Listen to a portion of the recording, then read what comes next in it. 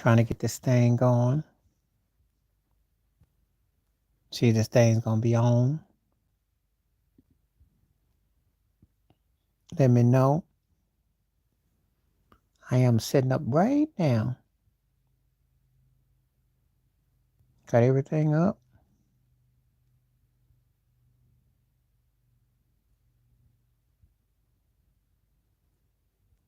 See what we got.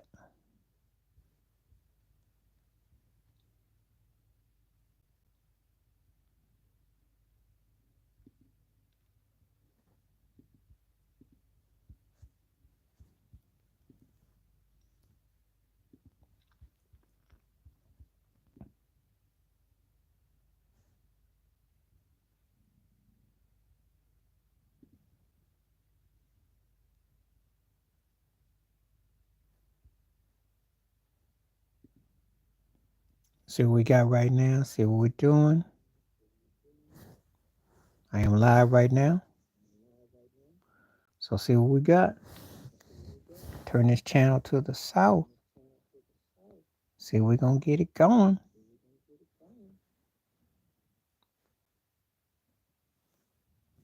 See, somebody came through.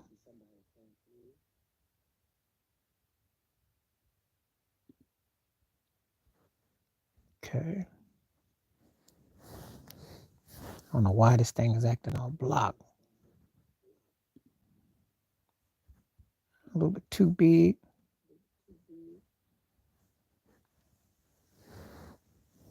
Y'all can see me, say something. See what we got.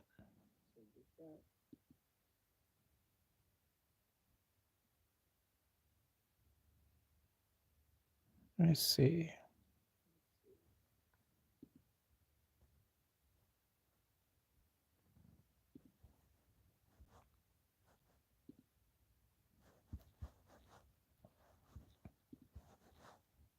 Go back. Somebody on here. Turn that volume up.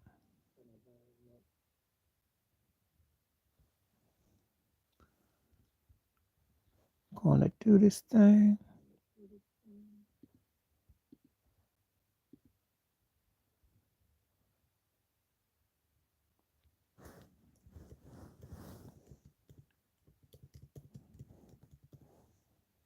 Live right here. Live right now.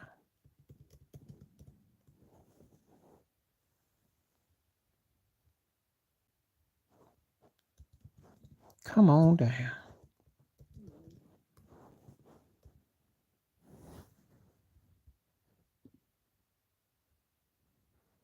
See, this thing is strolling and rolling.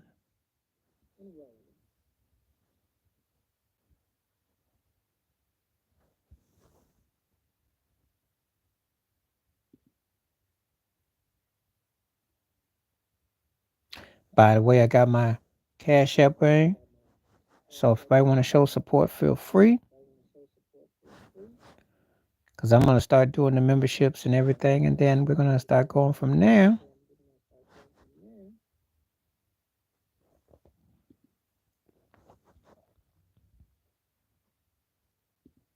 Okay. What?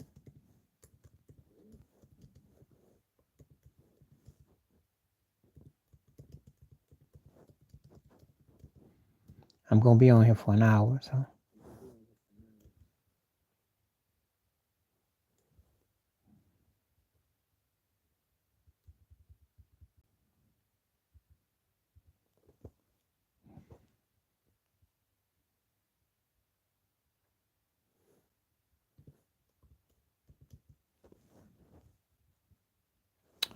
I'm going to leave that up to see, so create a poll.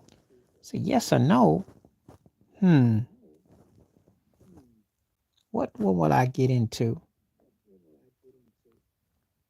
Let's see. Oh, I know.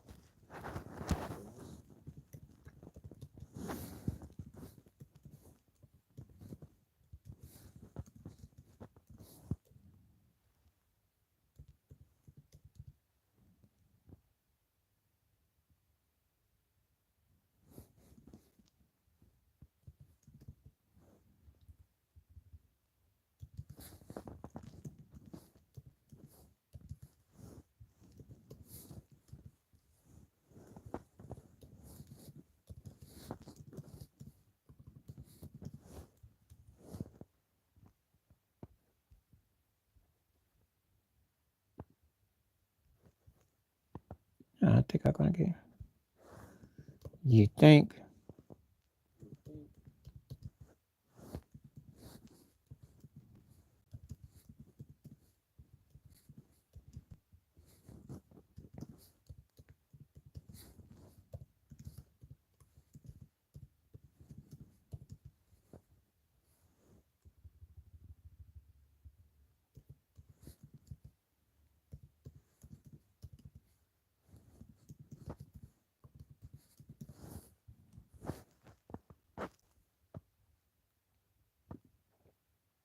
Okay.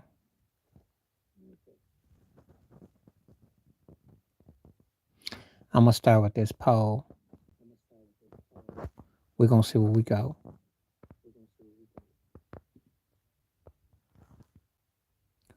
What's up? What's up? How you doing? What's up, Ted? Give you a shout out. Appreciate you coming through. I'm alive here for an hour. So let's get it.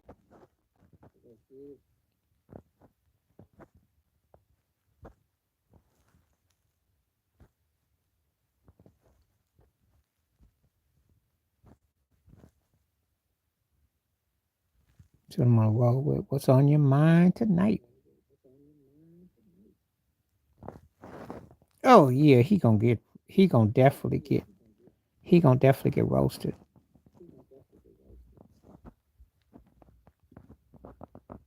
He problem with him is that we know he needs a lot of seasoning. He's light in the cakes. His daddy's delusional. Anthony Davis is delusional. And JJ Ridiculous ain't gonna last. Jeannie Buss is on that thought run. I don't know. You know, when I saw that video, I have to wait like a day or so to kind of compartmentalize, but I had to run and do that. I saw that video. I was like, I got to do this. That was one of them instances where I couldn't believe Whitlock he actually went in on Stephen A. And then he didn't really have his bases tight. Even Marcellus Wiley is getting it right.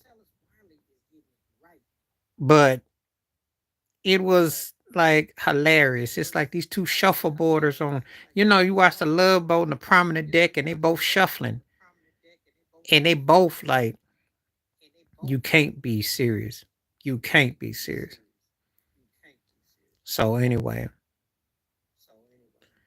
this is hilarious. Anyway, my poll tonight, and welcome aboard with everybody. Everybody wants to donate, give a shout out, everything, etc. Because I'm setting up shop coming. Simple question, and I might start doing this more often when get people to comment. Do you think Drake, Stephen A. Smith, or Joe Biden are all cooked? Yes or no? And we can debate it. Now, they cooked in terms of how they look right now, but are they cooked in terms of being done? I don't know. The thing about it is Drake ain't going to have his career over. And Stephen A. Smith will find a way to latch on to something, even though he'll never get another plantation that'll run him like he did with ESPN. That ain't going to happen again. Now we get to Joe Biden. And he's in the best shape of the three. Because Donald Trump does too much stupid stuff. And sooner or later, people are going to you guys to be kidding. So we're going to see how it all play out. But anyway.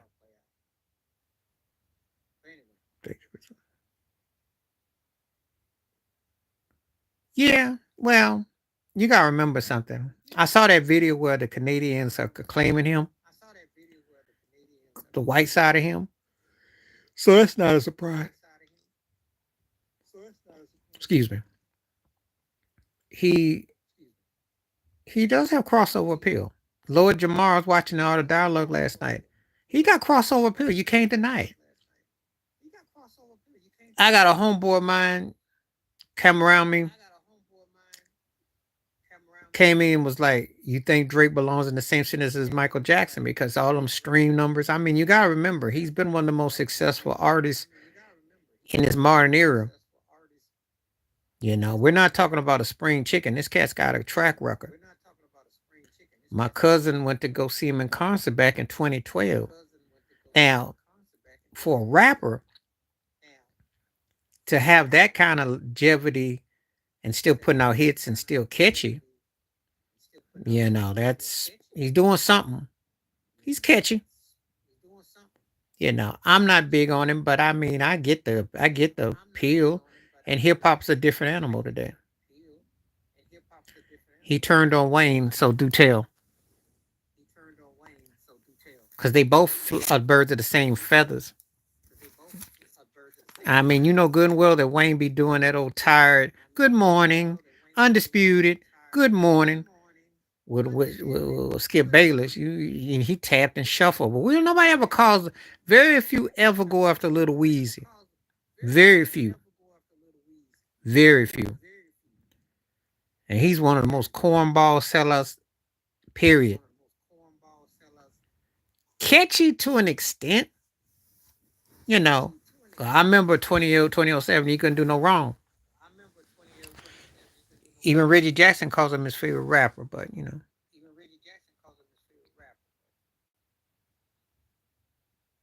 Well, there ain't no loyalty there. I mean, you remember about Lil Wayne and Baby kissing all in the mouth, so you know, I mean, I'm just saying that's not right, but that's how these cats get down. There is no loyalty. And I think Drake was probably doing the sneak diss on Wayne because he took his money. Oh, you forget? You know why you forgot about it? Because there is no surviving Baby Williams. And you know what? What's it? Terrence Williams, the one that used to be with them. He's all on Vlad TV.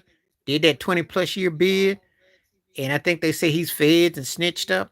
I watched some of his videos, and then you gotta understand, Manny Fresh got done over. Oh, Baby got a rep for doing cats dirty, zesty, and funny, and then the whole thing with him and Tony Braxton. So Baby, I looked at Baby Win very side eye. Birdman, Birdman, Birdman is. Yeah, stunner like your daddy. Yeah, you know everybody's all riding on Puffy. Birdman be kind of yeah, yeah. Uh, yeah, but nobody talks about it.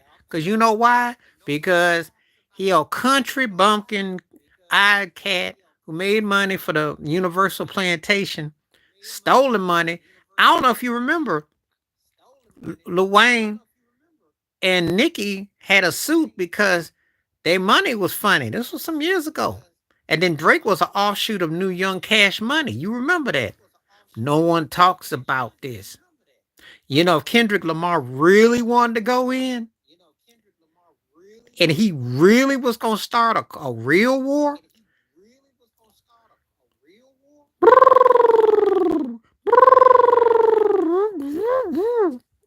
there you go. Ain't going to say nothing about that.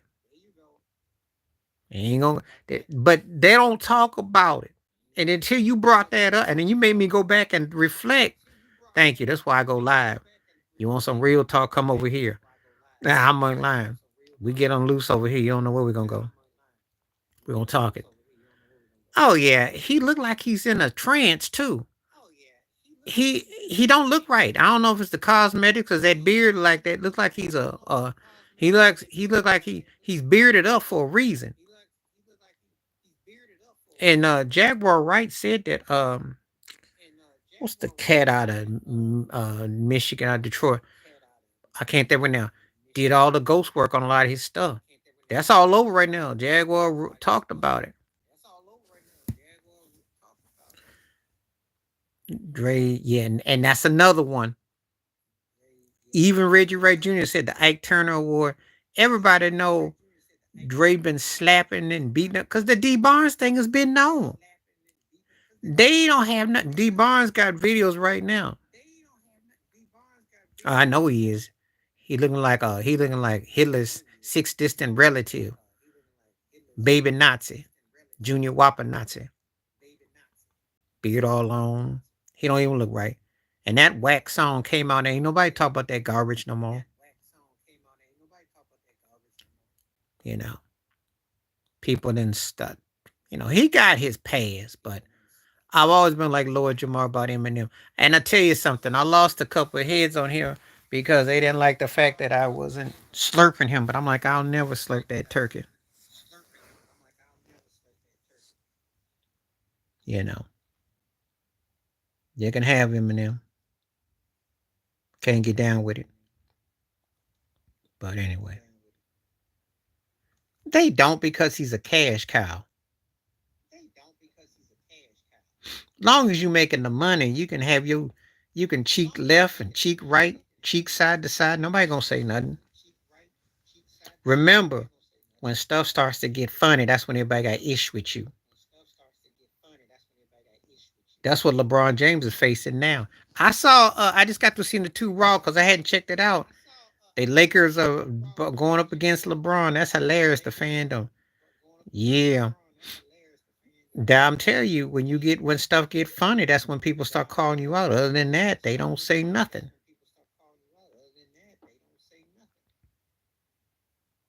But anyway, yeah. Well, they should have been doing that.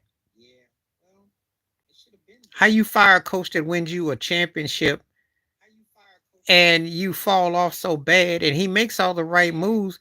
He put Russell Westbrook on the back bench. That's LeBron's fault that Russell didn't work in LA. He the one who brought that in. You know. And then he got cried like a little girl and didn't want to play the last game because his scoring average was gonna match their win total. So I mean that's on him. And Anthony Davis is pathetic. He's the worst one of them all. Ain't nobody care about the All Star game, no way. I hope Bronny scores 100 points just to show how whack it is, because it's a fraud of a game. They'll probably do something stupid like that. Let the fans vote to be the first father and son. Act like this is Peaches and Herb reunited. Feels so good. Do something stupid like that. This is what we dealing with. This is what we dealing with. You know, so I hope Anthony Edwards shows all the way out. And Edwards, I hope Edwards is like Mike Tyson and talk crazy and say, "I want the ball, y'all get out my way." Get like DMX and move, or get like Luda, just growl at him. I hope and just crack on him. You know, it's embarrassing. If you're a Laker fan, you have every reason to be embarrassed. Put a bag over your head. The Celtics went ahead and signed Jason Tatum and Brown locked up, and they got their pieces. And then you go get an inexperienced kid to be one of your draft picks. And what we supposed to do with that?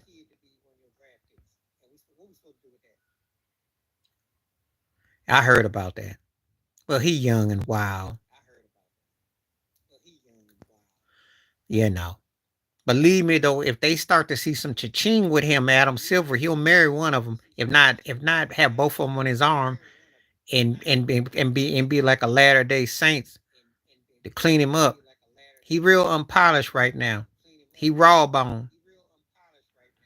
But believe me, when they get at him, they're like, "Oh, come here, Anthony. We won't call you into the office. Come to New York. We're gonna call you into the office." Believe me, they done it before. You want to know some stories? Now, I'm not saying LeBron wasn't gonna marry Savannah, but he married Savannah. And I'm not gonna say Michael Jordan wasn't gonna marry Juanita, but he married Juanita. And I'm not gonna say that Sugar Ray Leonard wasn't gonna marry Juanita, the first Juanita Leonard, but he married her. You understand where I'm going with these Negroes? These cats were crossover Negroes. and you want to put on that good American facade and button up your collar and we need money.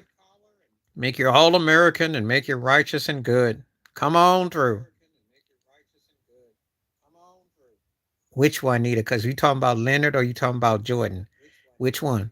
Clarify, verify. And they both got stories too, by the way. Both of them. Both was out there wild, and so you got to tell which one, Leonard or Jordan, because I know about both of them real well. And Sugar Ray was out there wilding too. She used to mess with Reggie Theus. With Reggie had that S curl, and that's why Jordan didn't want him on the team. Reggie had a nice game too. Reggie was good. Reggie was good. Reggie was good. Reggie had that Billy Williams, Stoney Jackson S curl, and Jerry Juice wasn't gonna fly, and he had to get out of it. That's why they sent his butt to Saudi Arabia because he got sent to Sacramento. When you thought Chris Webber was crying about going to Sacramento, oh God, Reggie Theus thought that was Beirut. That was like a war zone. That's when Bill Russell was the coach and Kenny Smith, and that was when they didn't. That's when stunk. I mean, that was like way back. That's what we used to call it.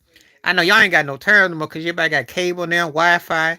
Back in the day, you were black and you were a player, and you thought he got traded to who? Just like your boy Tim Hardaway Jr. He just got sent to Beijing, going to Detroit. Well, we don't have Wi-Fi. We don't never hear your career no more.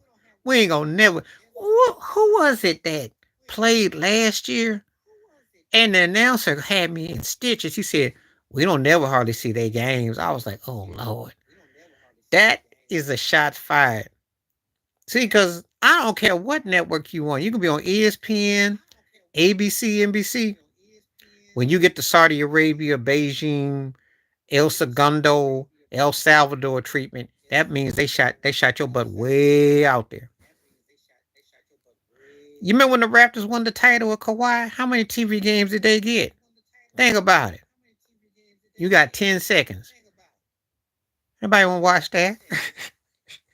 Folks, it's cold. I kid you not. So, but anyway, that's what's going on.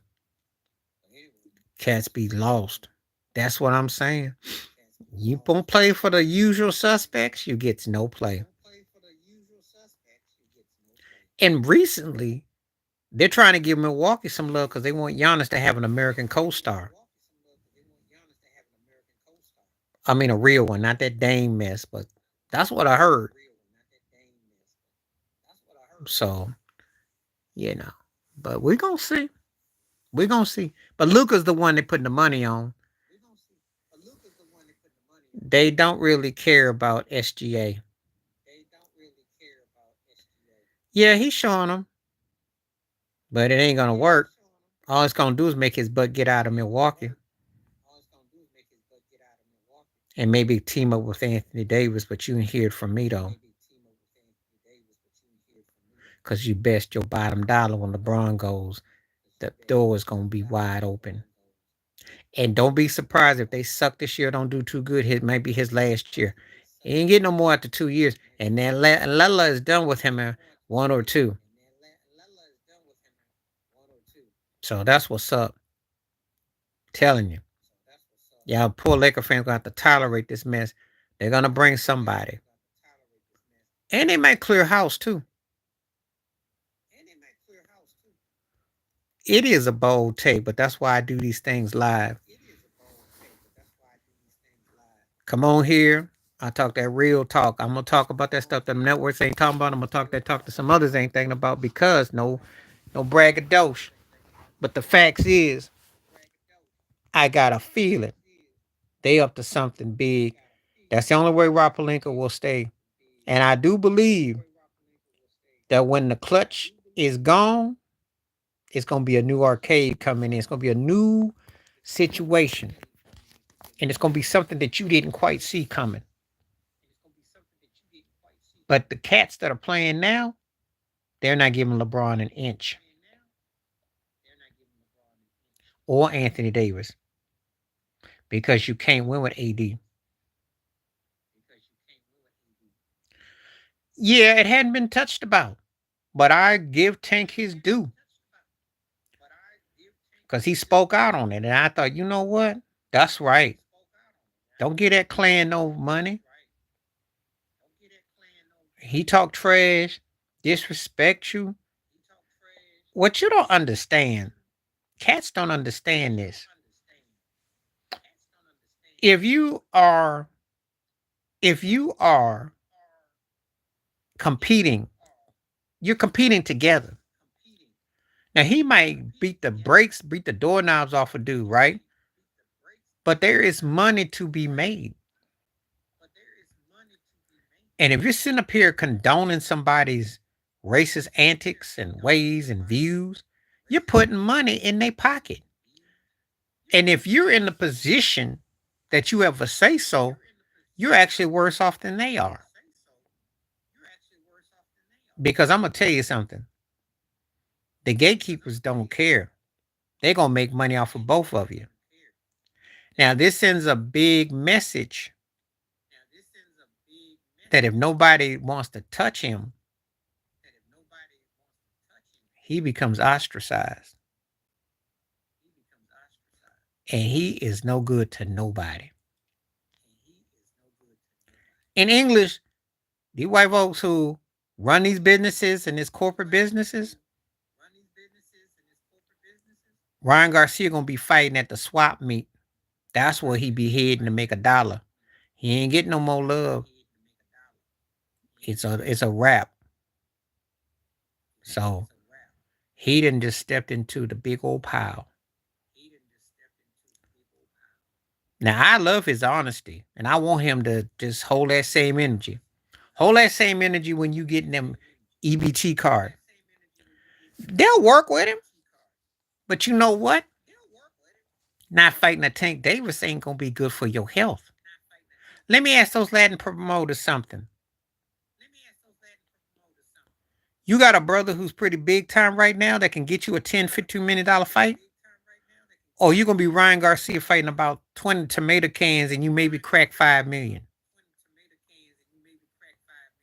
with half the promotion you got because some people won't touch you. So what you gonna do? Yeah, you got to think about that.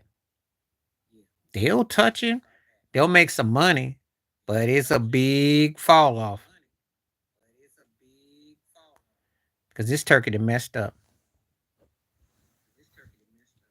You know, you want to be all clan and you want to be all like I don't like them and you want to be all hateful. We'll see what you got. You know, see if you're gonna be running around calling somebody Toby when they ain't got no use for you. So that's how I feel about that. But yeah, I think that the LeBron thing is deep, and I actually, oh yeah, well, you could boxers are. I mean, that's not. You gotta remember, there was one Jack Johnson. Now I'm gonna tell you like this. I love Joe Louis, and he was cool. However, he was considered a safe Negro compared to Jack Johnson. Well, most of them are compared to Jack Johnson. Joe Louis was he fit what they wanted, but he was a great fighter. Take nothing from him. Brown Bomber was the truth, but they definitely had to. Some 20 plus years, they couldn't wait to get a Negro that they liked that didn't scare them like Jack Johnson did. Jack Johnson with white women and fast cars and cigars and living large, didn't care. You think about it, you haven't seen another black boxer like Jack Johnson. Even with more cats being more free, what they're doing. Now, Tyson scared him.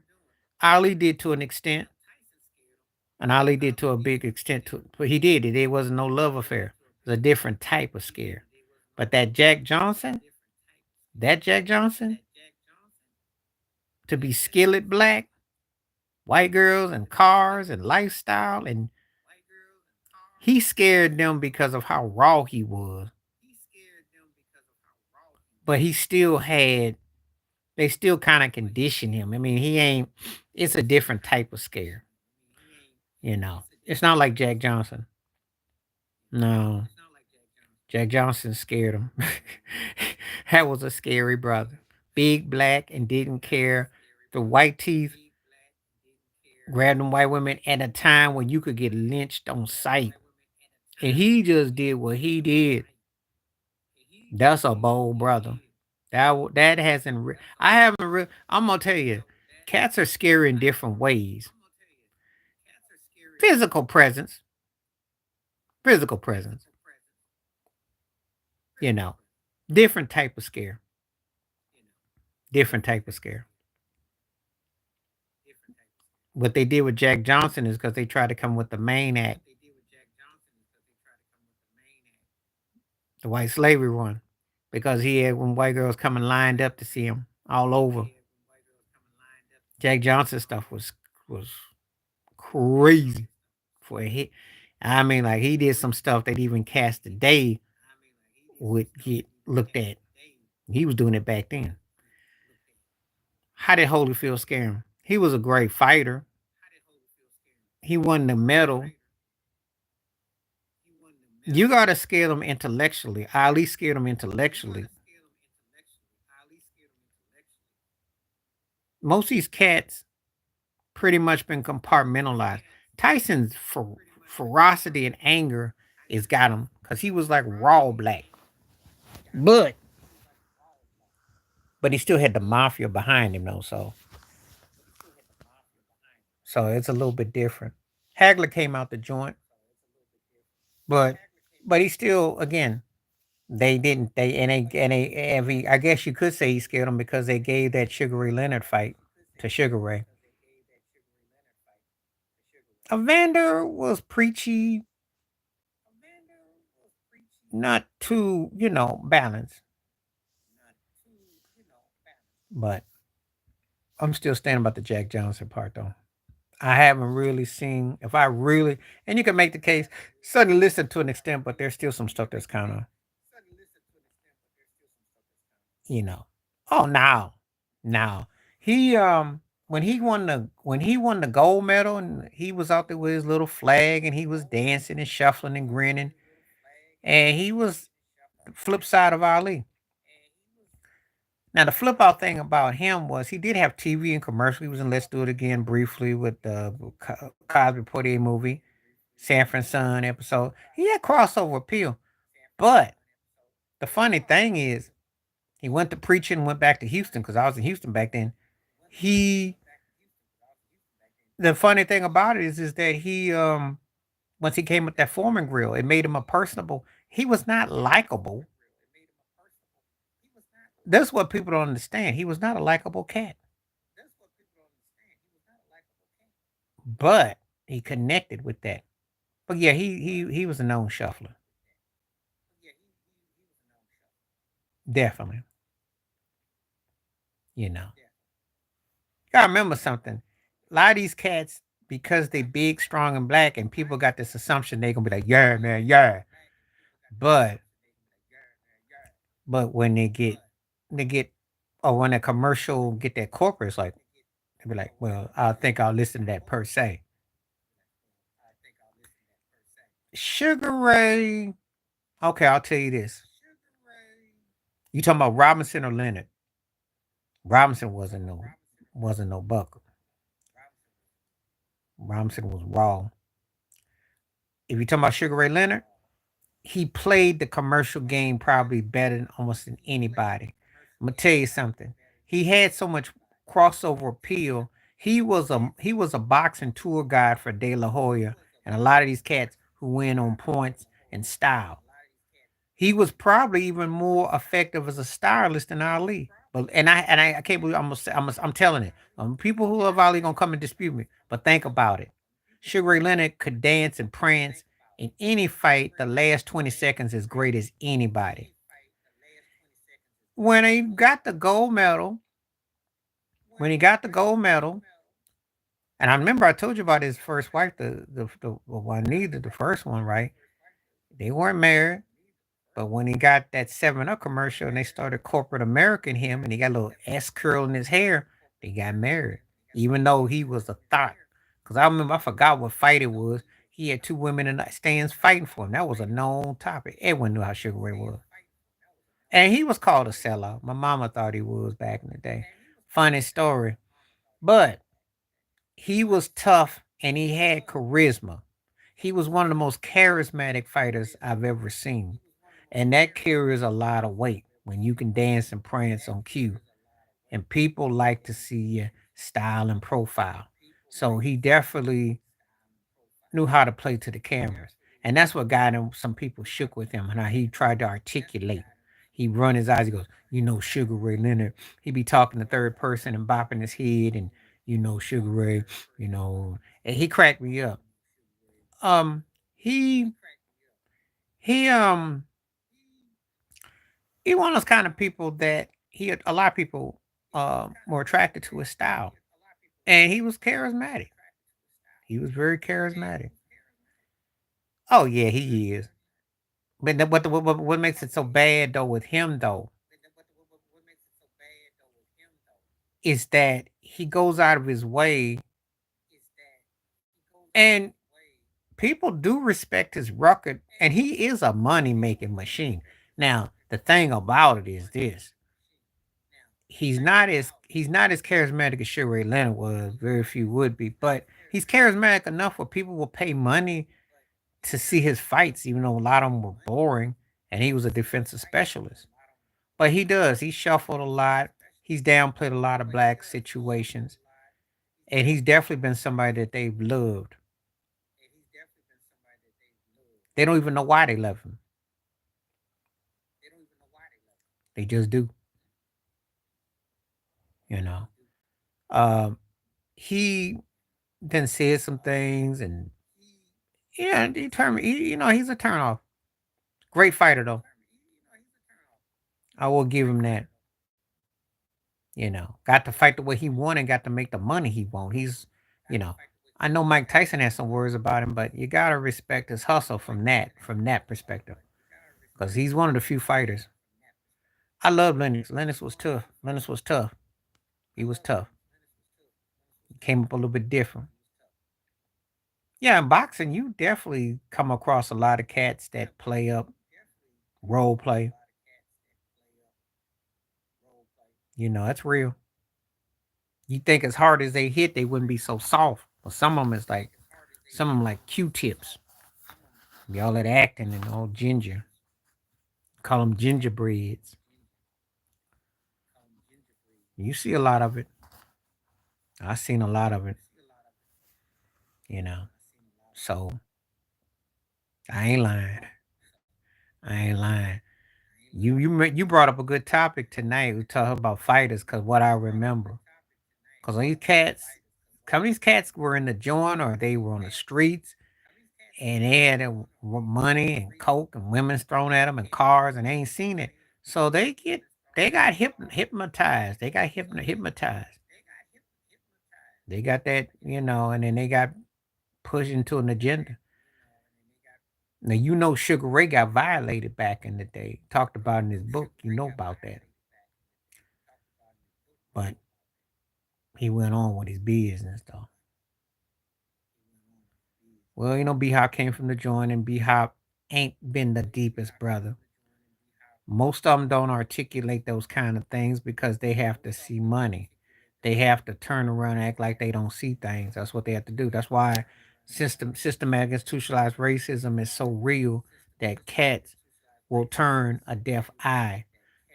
Most of them are entertainers. Get this through your mind that sports, music, acting is one and the same. They sit out there in a white audience and they will gyrate and shake, moneymaker, and do whatever it takes to do something strange for the change. But if somebody black calls them out on it, they gonna want to fight them. That's what it's about. He could probably train a dude named Raheem Jackson. He ain't gonna get that kind of bag. There's only one tank out right now. But you got a Mexican fighter who could be crossover and could make some money. And these cats put money on you to make him look good. So you're gonna do what? You gonna follow the money.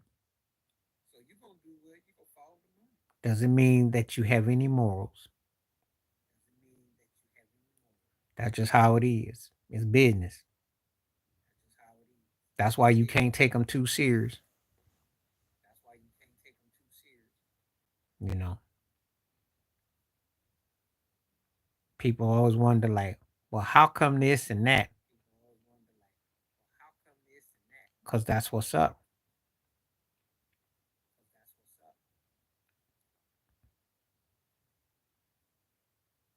He always was. Ain't no certain change. You know, Italian ran him. Them Italian boys ran him. You know, you look at his anger when he came out like a hip hop kid, street kid for what he was, but he always wanted acceptance. And he, he wasn't like when he went to prison and he became Muslim, and he spoke and said certain things, but he always was accessible. He had a video game for crying out loud, which I remember because my cousin and I used to play it. He was crossover, and he just spoke a certain way, but it wasn't like this cat was some militant brother that was like he was so deep, profound that he didn't want that those riches and those. He was at the, you know, yeah. Remember when Sammy Davis Jr. had that benefit with Michael Jackson, Magic, all of them were there. Who was on stage? Mike Tyson. So how? And I'm not saying that was, because obviously they was paying tribute, but you're not gonna sell me wolf tickets that Mike Tyson was some militant, deep spiritual brother. That's not what we like, Mike Tyson. You know, he was just as crossover as Magic was and Jordan was. It's just that he was intriguing because of how raw he was. That's all it was, you know. And he, bless his soul, he's still alive and he found himself. But you want to talk about a brother who never shuffled? That's Larry Holmes, because he never had the crossover that Tyson had, despite winning belts and all that. Wasn't that brother? I can tell you the cats that were like that. Mike was crossed over. Larry Holmes never had crossover, even with a Jerry curl. They didn't give him that kind of love. You know, you know, you know. It's kind of like Adrian James and thank you, appreciate it. I appreciate you recommending it. It's like Adrian James and Marshall Faulk. Edge, you know, didn't get that love. Marshall did. What's up, Jay Will? What's happening? How you living? Yeah, well, I watched Dream Pro. Dream Pro is very together, brother, and that's just disgusting. I mean, how you gonna threaten somebody's life because somebody ain't your favorite? I mean, I go hard for people that I champion, but I ain't gonna get mad if you know. I mean, for me, musically, Michael Jackson, Steve Wonder, like my top two. But if someone came along and said so and so was better than them, I wouldn't. No, LeBron wouldn't give him the time of day, and he's not gonna do nothing stupid. Is this a trick question, Jay Will? Come on now. Of course, it's 2008. Guys were younger in their prime.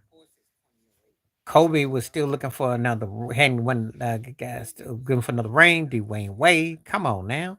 That's not even for discussion. This squad that you got now is an old man's party. One last hoorah. They might win. You knew 2008 was going to win. There's a difference. Come on now. Ha ha. Okay, old man team gets old man team. Who's gonna stop Charles Barkley? Who was the best player on the 92 team? And by the way, that 92 team was beating teams by like 30 points for fun. I take '08. I think. I remember on '96. '96 was a good team. They was straight. They were straight. I think '08 be close. That'd be kind of close. It'd be kind of close. Yeah. Um, I gotta figure out who the guards were though. Hmm. Actually, I think I give '96 the edge with the size, but it'd be close though. Cause that '96 team was straight.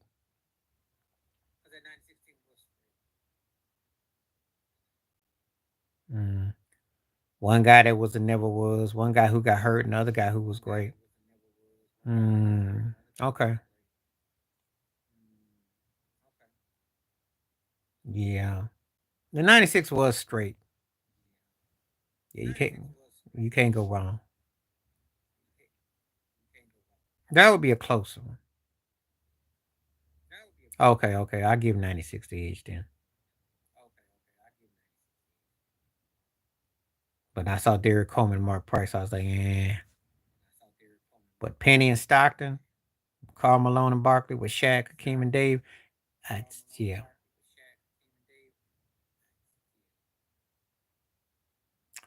'96 is only slept on because it came after '92. That's kind of like being the bad album after Thriller. I mean, or whatever movie or because you're not gonna get the same. Yep, I remember Pippen was on that Grant Hill. Yeah, you're not getting the same love because '92 was something that was a dream. It hadn't happened, and you had all the except for Isaiah Thomas, you had every top tier. So it's one of them things. Yeah, Reggie Miller and Strickland, Rod Strickland. Yep, yep, that's true. And I like Rod Strickland a lot. I was big on Rod. So from here on, when I do these lives, I'm gonna probably put a poll question up, and whatever we do, so make it more. Get some Q&A. I thought I'd pick on those three in particular. They're three of the hottest topics going right now. I try not to, because it's one of the most. You're looking for the guy that's actually in the eighth and ninth slot in summer league, not the 4 or 5 guys.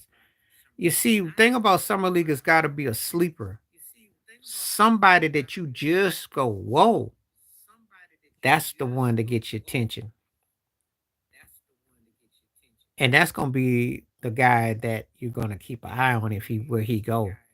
I don't pay summer league much attention.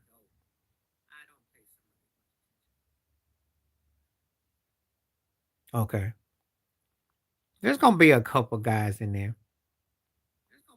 The only problem with summer league is that those cats are not going to get even a second run, and they look good in where they're competing against. So it's gonna be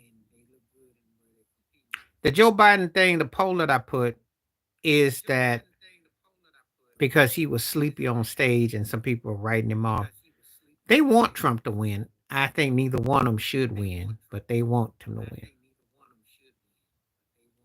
But it's definitely a fix. Yeah. Well, politics is in everything we do, Jay Will. If you watch sports, somebody that you think should be MVP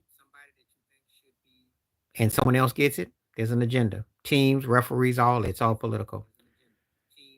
Well, Kamala just always has it coming, poor thing, but not poor thing. You know, she just she asked her, "Can you run the country?" And she got all, well, it's Joe Biden. Well, you debated him a few years ago. Yeah, Jay Will. I know we don't. I hate politics, but I'm gonna tell you something. It's in everything that happens. When we talk about lack of black ownership and general managers and coaches, that's political. When you have a decision to make where Someone tells you that you should do this and that, and then you're making a choice with your money, or there's all political agenda. So it's about commerce and what you're going to do and choose. And it's just kind of like when people have these debates, just like how people with Drake and Kendrick, or Stephen A. How he makes his little topics. He got to run that through that board because they feel good to let him diss OJ Simpson in deceased formation, and no one holds no one accountable. It's all political. I thought that was racially offensive. And Sister Soldier read him the right back in '92, but they don't talk about that. I bought her tape back then when it came out because Sister Soldier was calling him out. But no one talks about Sister Soldier calling him out. He was a marginal saxophone player who had a couple of nice rips and rhymes, like he was like Nipsey Hussle. And that shows you how systematic racism is. A white boy playing the wiggle role, who basically was Malibu's most wanted from the South. Country bumpkin who lied, who used to be Republican, who went Democrat, who was macking and pimping out here. Had that girl Jennifer Flowers change her name to a G and doing what he wanted to do. And it was the lowest form of representation that they could ever imagine. And Bill Clinton is low key near bigot level, even though he puts on a facade. And black folks did do good by him because Ron Brown was a brother that got him hooked up. Ron Brown mysteriously got deleted. Vernon Jordan hooked him up. Mysteriously had issue.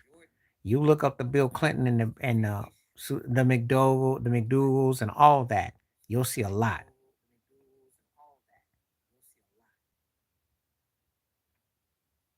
Oh yeah, he got around. He was the original, would have been Me Too movement. And I ain't just talking about old stank, but old stanky what's her butt with the dirty dress. But anyway, that stuff was going down. Oh yeah, he got around. Probably did. Hmm. Wouldn't be surprised. Most slave masters do. You know, that don't mean nothing because he still signed the strikes bill and the crime bill. And him and Trump's were all cool. Doesn't make no difference. The most absentee fathers in America are white fathers with a lot of off the plantation children. No one ever held them accountable. That's why they tell you that in America with 3Ks, the chances are that if you're black, you got a white cousin. But no one ever talks about it. We always have to keep that secret to protect the purity of what they say. So they tell you that lie. But yet they enslave you with their last name and cut your tongue and want you to use their words, even though it was against the law for you to know their words. So you tell me, if that ain't a pandemic, I don't know what is. If that ain't mental illness, I don't know what is. That's what's up. That's what they sell all the time. So anyway, yeah, Bill was getting around. Still was checking out them Dixie chicks and them other chicks too. White House was nothing but a swap meet, a player. And they put a lot of money on him. That's why Al Gore tried to distance himself when he had the election stolen from him in 2020. I mean, 2000, take it back. But let me tell you something. Al Gore had way more of an argument against Bushy Jr. than Trump did against Biden. Way more. Because Al Gore had that thing stolen from him. A real life steal. You can't see her getting around because she probably is with the home team. Now, a couple brothers probably got up on it, but I got a feeling that, you know, she wasn't them, white girls that probably be playing around, play. Hmm. She got around and she had to, for business sake. she was, she was the brains of the union. Yep, because they called the state of Florida. And that's when I want to say Clarence Thomas or somebody had appointed somebody in Florida, and they called it on TV, Dan, right? And they turned out, then they turned it back. Hmm. And he got robbed. But he was also trying to distance himself from Clinton, too, because he wanted to be all pure and holier than thou. He's always been a bit delusional, too. But he did get robbed, though.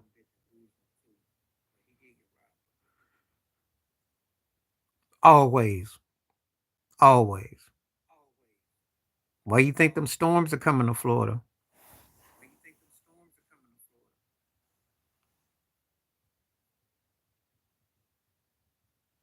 You know. You don't have to like nobody to be political. You just have to compliment. It's called being complimentary. Don't mean y'all friends.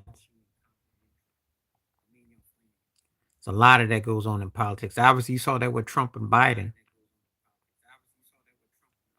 And whenever you seen a white man have another white man say lynch somebody as white as Mike Pence. Come on now, that was hilarious. That's some white on white crime I had never seen in my life. Lynch pinch, that was strange and twisted.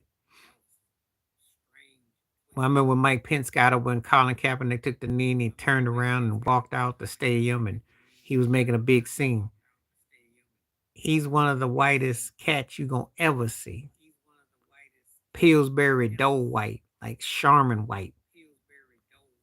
But no, Obama don't like Biden because Biden is one of them stiff necked white dudes who don't really have no swing to him. He got him, he coaxed him, and Biden needed him because Biden wasn't going to win nothing without Obama. He was a senator who was starch and set in his ways. He had no pizzazz, no style, no grace, no charm. Old tough, rough Joe.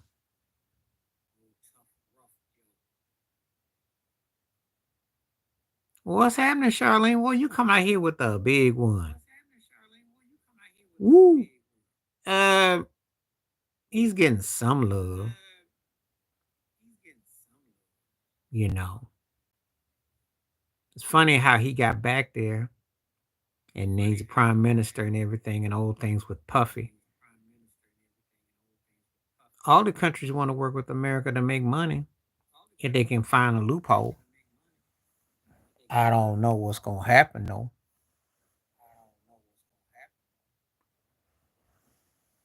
but that's pretty strong statement.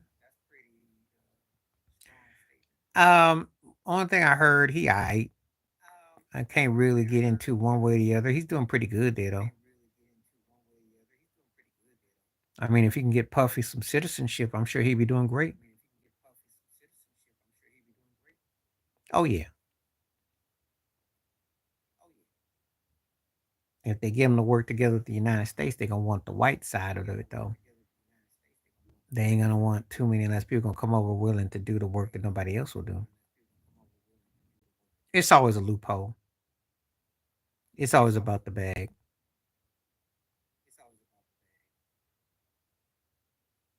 Ain't no other way about it.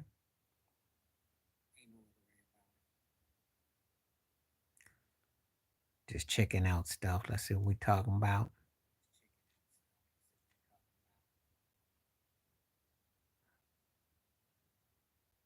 Good as hell, right? Well, yeah, that's what makes America work. I mean, if you don't put that bag in there, that's what it's about. Ain't no friends in this. It's business. And they take everybody, and everybody gonna get some out of it. But Shine gonna be real interesting though with the puffy thing. Gonna be real interesting. Okay, because I'm gonna do a video about that. But if you want me to do that here, I'll do it here. If you want me to wait to the video, you let me know which way you want it. Because I got the question. Okay. No, but I can understand it though. The Kings are a lot more attractive.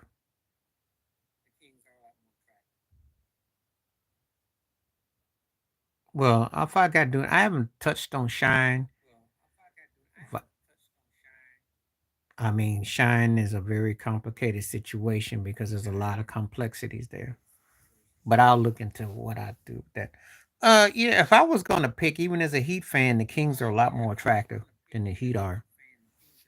The Heat don't have anything right now. They're not a even though the Kings did get to the playoffs, the Heat got swept, won one game, pretty much got a gentleman's sweep, and Jimmy Butler's all over the place. The Bam is coming onto his own. Tyler Hero, you're still waiting on him.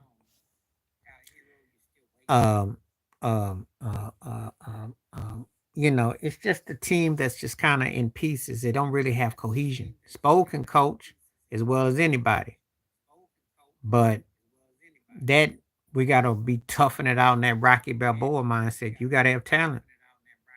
They get to two finals and they did overachieve.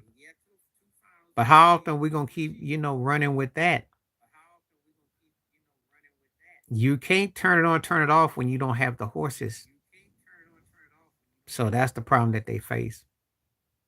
Whereas that Kings team has a coach in Mike Brown, De'Aaron Fox, Sabonis, Malik Monk.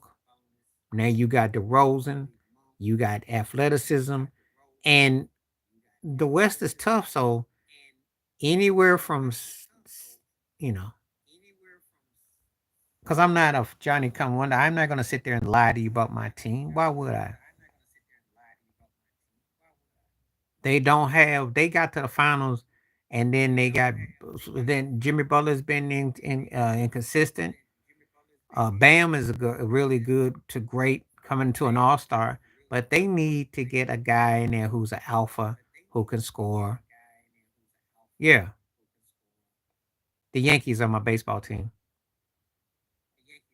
How did that happen? Two things happened with the Heat.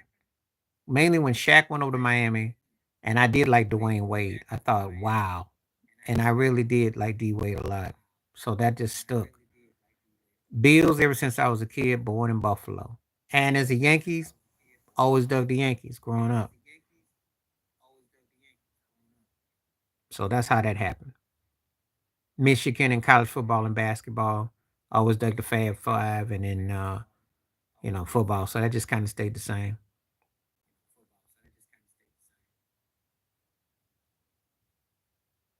But yeah, I'm not gonna lie to you about my teams. No, mm-mm.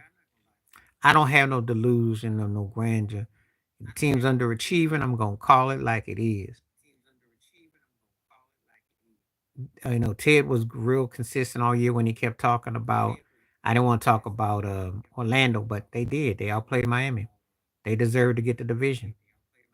They got a young team, and I don't know how good they really are, but I know one thing: the Heat ain't there.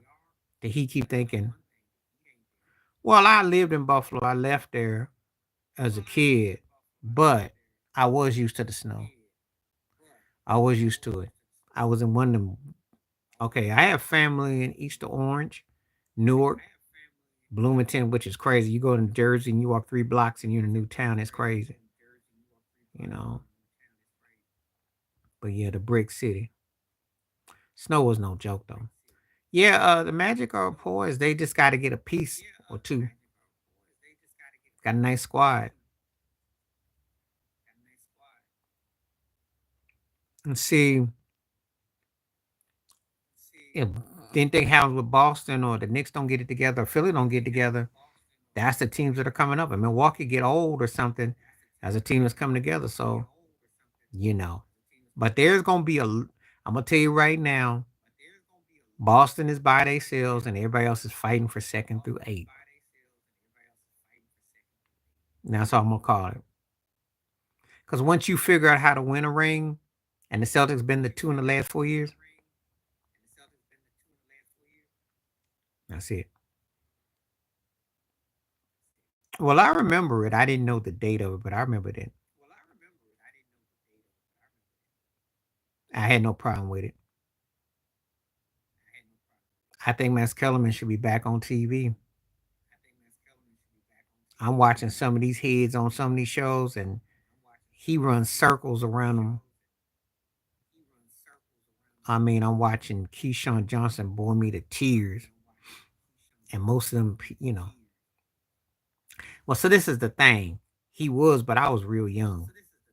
I was real young, and by the time um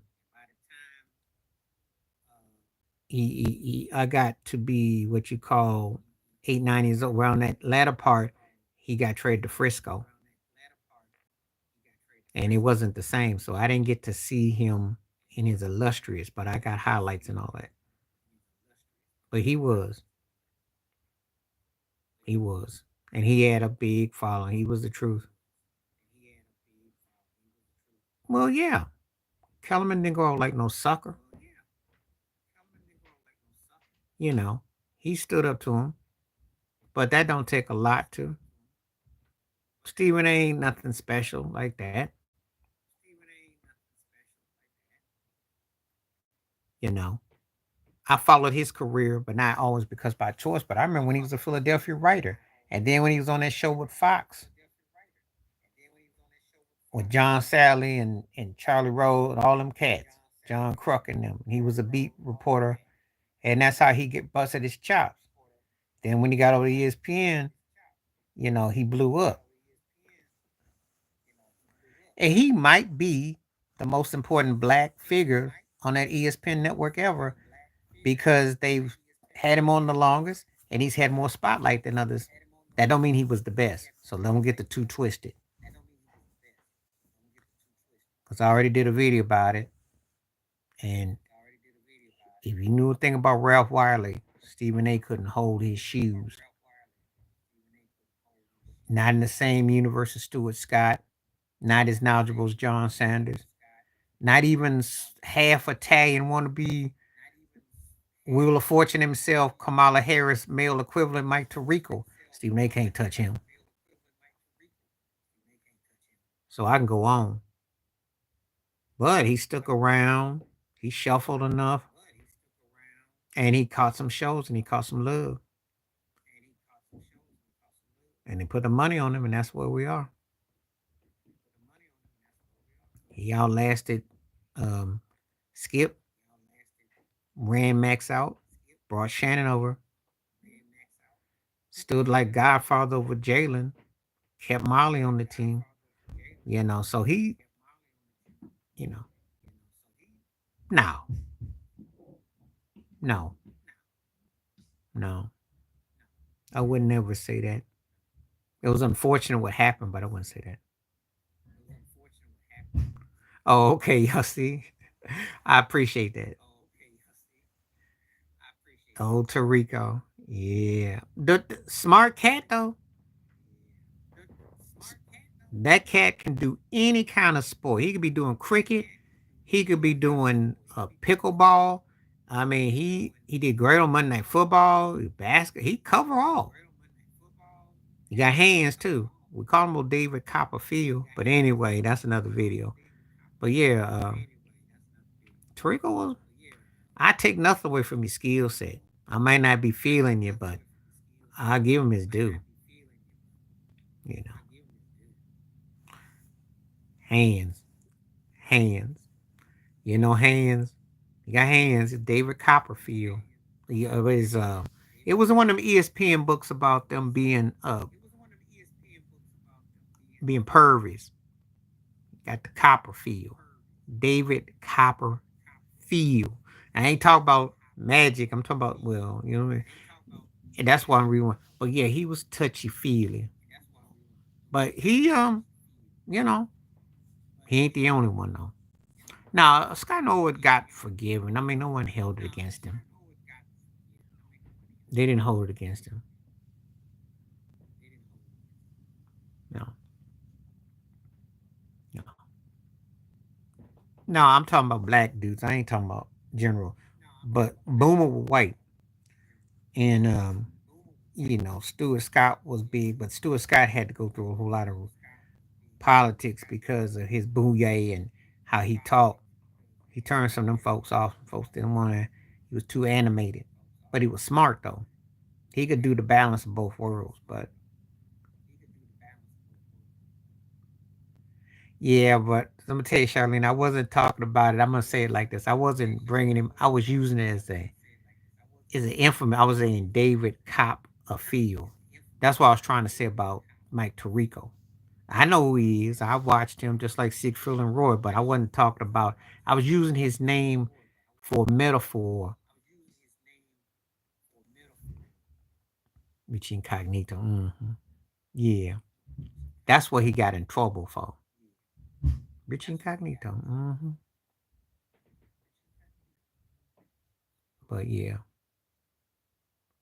yeah, but yeah, but yeah.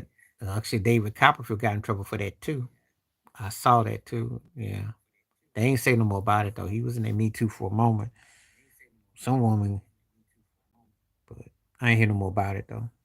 But yeah, so but that's how it go though. Everybody was in that Liberian girl video. The bully scandal was huge. Yeah, yeah. Won't come at him now. They won't come at him unless, of course, he says something. He gets himself in trouble. Which if he ever calls ESPN racist, if he pulls a Puffy like the Ciroc and says this plantation and then they will. He go crazy, which he might.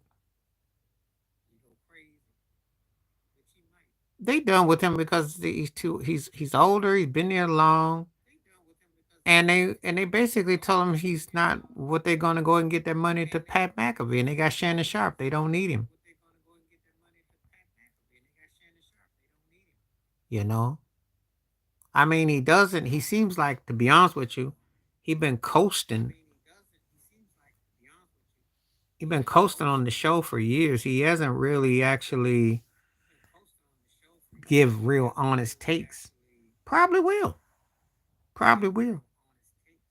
They'll find another chick they'll work with.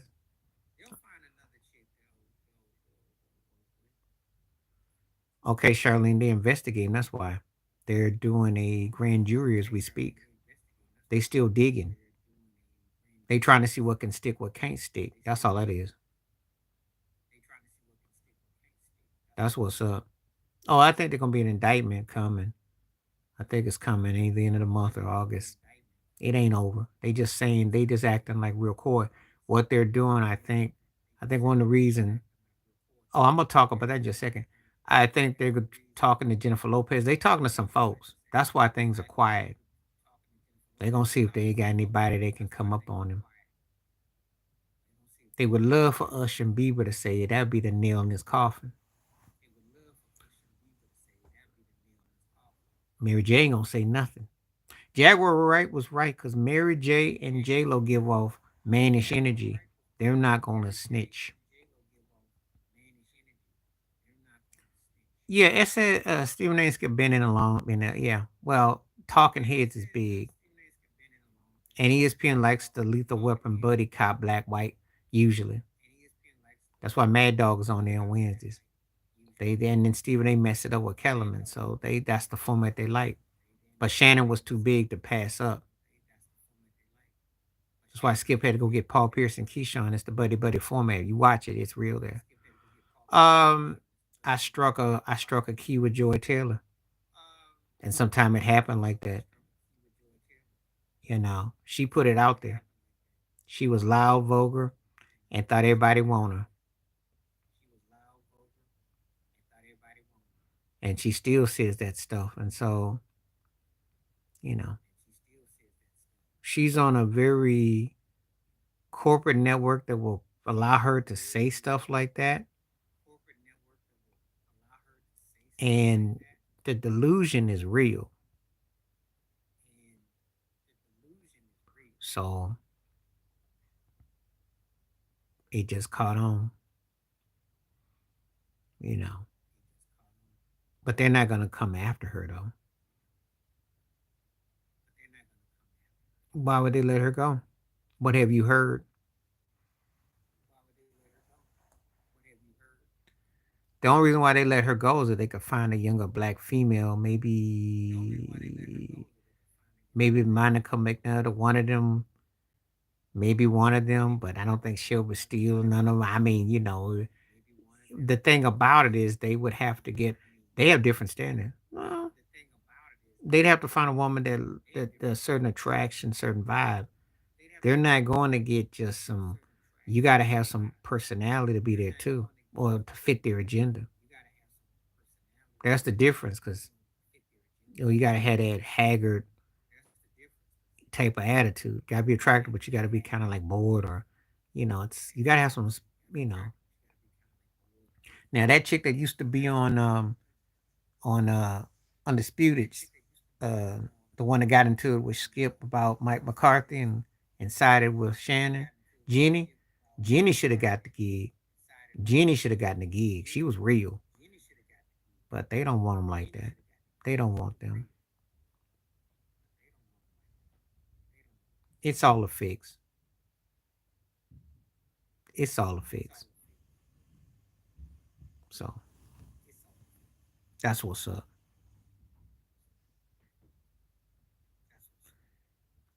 He is a problem because he didn't gone in too deep. He messed up. He messed up. You know, you imagine you go somewhere and you find gold and you throw it away, and then you get bronze, or you get, you know, or silver, but you had gold. You're not coming back from this. See, this in white world, when you're a corporate person and you hit like that, Shannon Sharp types don't come every day, and it don't land like that. And I'm sure they get at him all the time. Like, they're gonna try to make everything as smooth as possible till they get stuff to a certain board. If they could get another Paul Pierce type, you know, but Shaq, come on now. Shaq. He dominated. Hakeem, as great as Hakeem was, he had a little bit of a window, but he never dominated like that. And Kobe was not on Shaq's level when they played together. And not even the first year when Shaq was in Miami. And you could make the case that Shaq could have been in strong consideration in Orlando. So of course it's Shaq. It's not even close. It's not even close. Because Shaq outlasted Hakeem.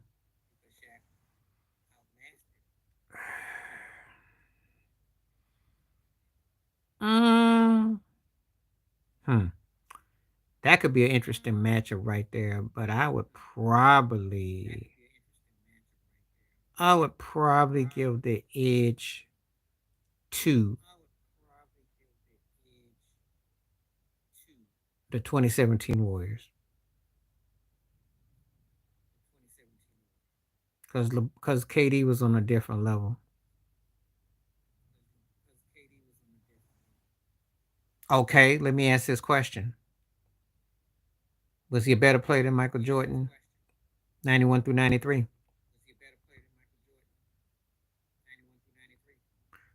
Was he him and Barkley? You can make a debate. Dave Robinson was in the argument too. He was almost traded from Houston too. Mostly when a guy's dominant and all that. I remember about the quadruple triple he had. I remember that. But he wasn't winning. A lot of you didn't see a lot of guys in their peak and prime that played at a high level. He had a great year that year, and he was one of the best MVP seasons I've seen. But it wasn't like I'm gonna sit here and tell you that it was the best. When you run when a guy like that,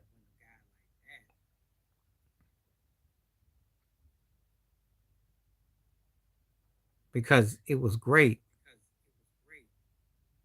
But I can make a strong case for Shaq in 2000. I remember what they did, and it nearly wore them out in the playoffs because they got lucky in the finals. It's a problem when teams win that many games, and then they get there and they almost was the fuel was almost gone. I remember very well the Cleveland game, the come from behind, all that, the Harlem Shake in the locker room. You know, that was historical, but I'm still not blown away that they were that dominant, distinctive as a team. I'm just sorry. Had they won 3 out of 4 chips with him, I'd say yeah. But do 2-2, not what it should have been. Now when you had that kind of dominance and impact. So I'm just not really with it. And I'm not alone either. But for people to feel free to change to have their arguments and that's cool. I'm not gonna argue with you. Just state my facts and opinions. It's good we got 14 people on the vote, so I look forward to that when I get a chance to peep that out. That's good. Right now, it says 64% says yes. Whoa. 36 says no. So I like to know. That's pretty good. Appreciate people taking the poll. We like that. It's gonna be interesting. I'm gonna start doing this when every live I do. I'll have a different poll question, and you know, I'll do it reflecting on different things. So we'll brainstorm these topics.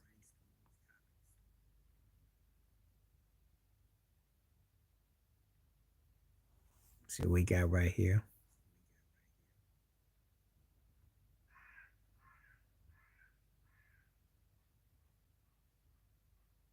Well, Devin Booker by default, he's been to a finals and he's been battle tested, and he didn't do anything stupid to mess up his career.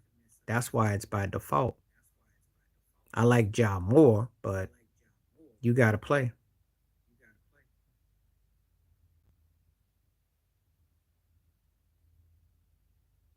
And what are you getting at, Charlie? And do tell. It's very what I want to say. That's very Beethoven. There's very how do I want to say? That's very Shakespearean. Well, there was Dr. J before Michael Jordan. There was Oscar Robertson.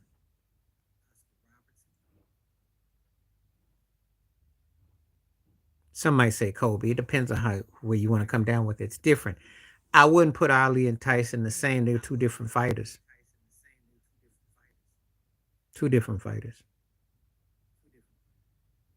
Okay. That's fair, Jay Will. I disagree on the Kobe 5 and 6. 2009, he was good in the finals. I wouldn't feel him in 2010. I think Shaq, all three of them, especially in the finals, was on another level. Jordan's 90s ones, the 91 through 93. Okay, they dominated, but some people might say Magic Johnson too.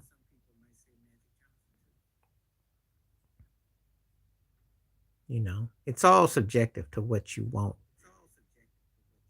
It's like if we talk music, for instance, it all depends on what your criteria is. You know, like a quarterback, some people might think Peyton Manning more than Tom Brady, despite the rings. It all depends on what your criteria is. Now, if you ask me, the last 7 years is Patrick Mahomes, and then go fill in the blank.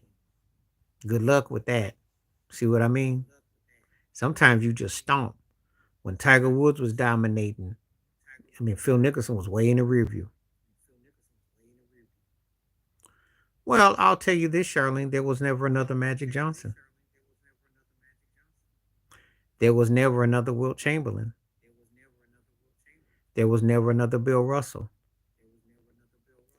There was never another Shaquille O'Neal.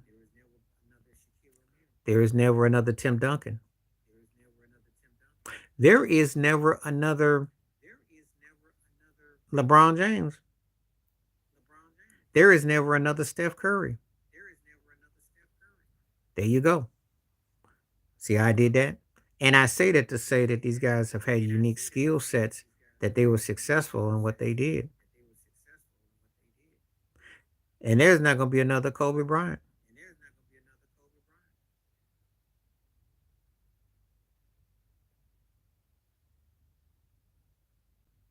With my own eyes. Kareem, Magic, Shaq, Jordan, Bird.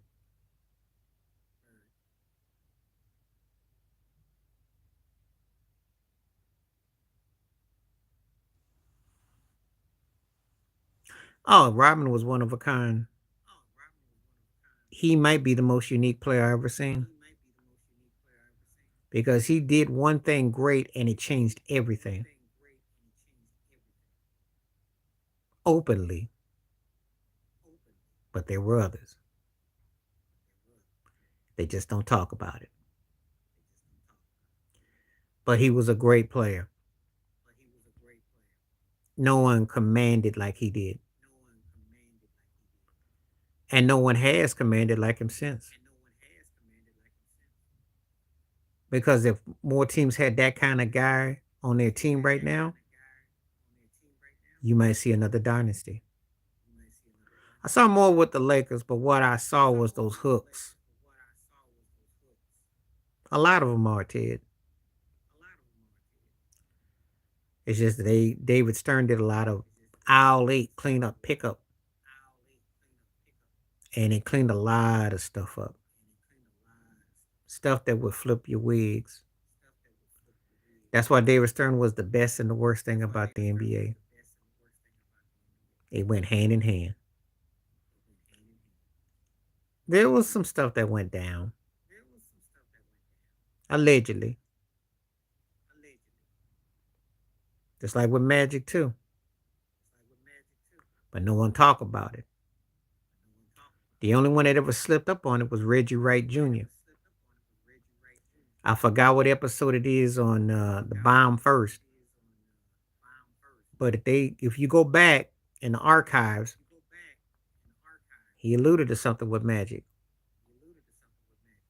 out in L.A. So Reggie Wright Jr. Oh, Reggie White. Reggie White was a very outspoken guy. Reggie White was. He was a man of the Bible minister. He turned some people off. Certain things he do. I like Reggie Wright Jr. to an extent, but I do feel the Suge Knight ghost being there and sometimes infiltrate his voice. Sometimes he's on it, and sometimes I think he's talking through Suge. But it's a lot of things. He speaks on some things that you definitely talk straight, sometimes in code. Depends. Because the politics, we got through talking about politics earlier, which you said you don't like and don't understand. That's why. Let me tell you a story, Jay Will. They get tired of people dominating, so they have to give others a chance. Karl Malone got the MVP. Not saying he didn't deserve it. Let me tell you a story. How come they got the East and the West and they don't have two different conferences for MVPs? I never understood about the NBA.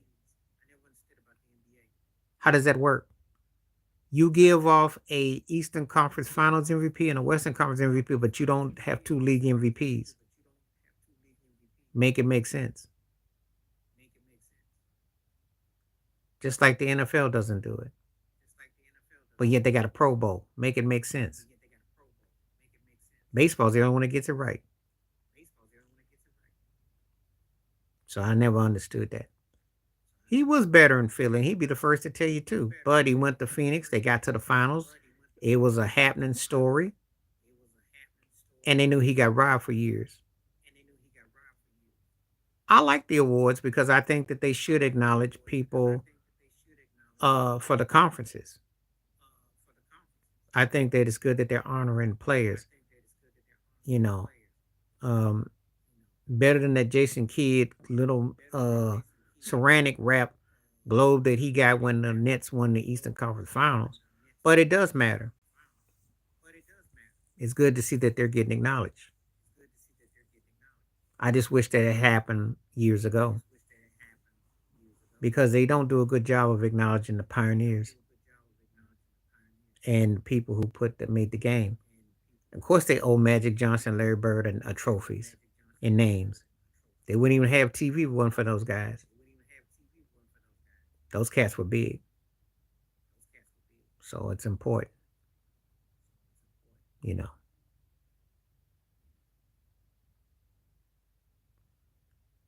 Because he was older, and Barkley said so, and Dr. J was getting old and long in the tooth.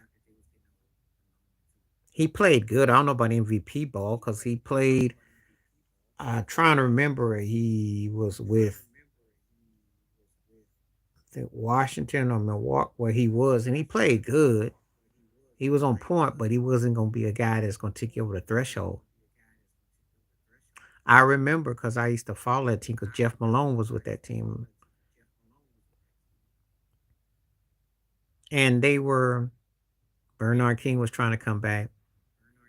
They weren't a contender though. They were playing good enough ball, but they weren't going to be a threat. Let's be realistic. Boston, Detroit were the teams to beat. Yeah. There was a white boy named Mark Allery, and we used to crack up on him. I remember I used to play. I used to make jokes. I remember. But anyway, they weren't no threat though. Remember, Boston, Detroit, the Atlanta Hawks, and then Chicago was coming after that.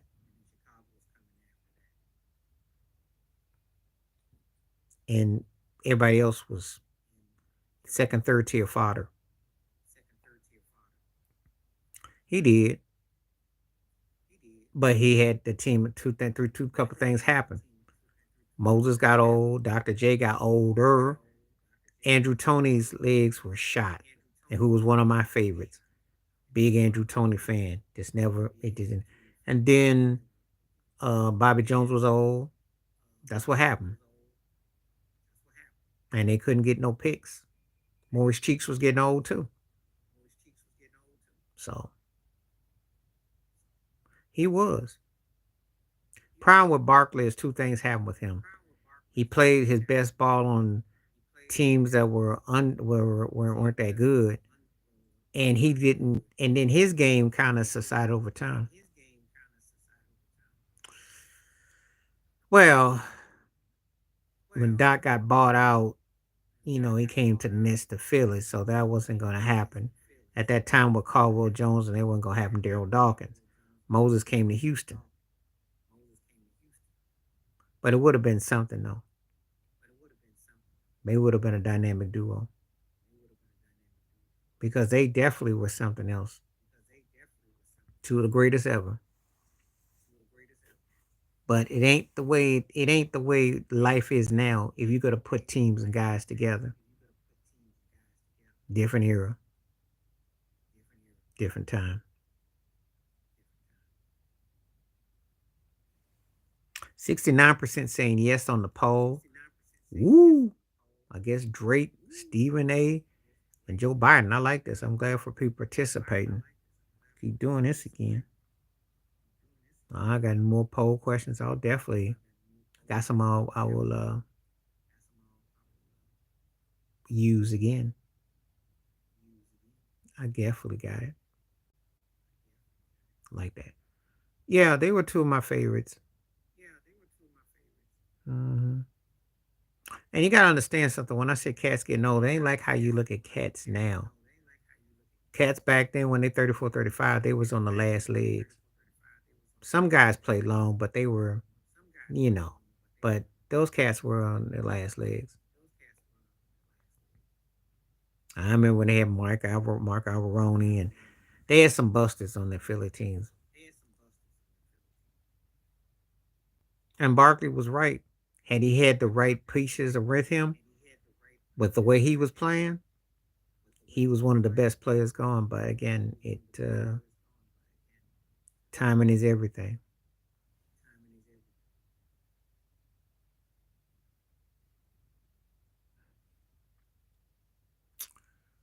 Anybody got anything else? Cause it's getting quiet now. Wake up, wake up, wake up. What we working with? What we working with?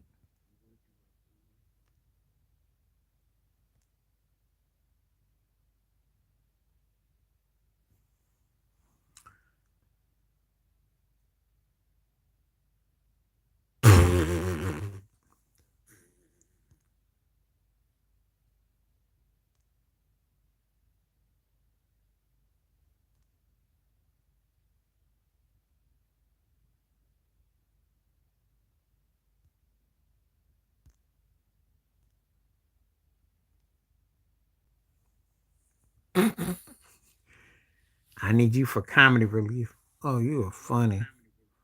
You are funny.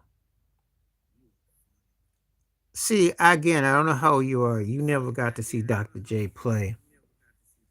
Maxie ain't ain't even belong in the same sentence as Dr. J. And I know MB got an MVP and he play inside out. He ain't no Moses Malone. I think they'll surprise themselves if they actually do something good. Cause they got nothing else but they got everybody knowing that Boston should run that division. So we're gonna see. We will see. I don't have no expectations though.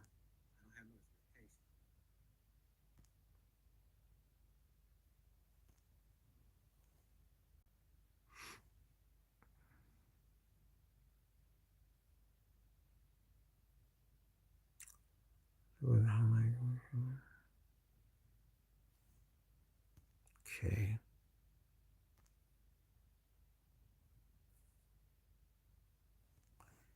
Yeah.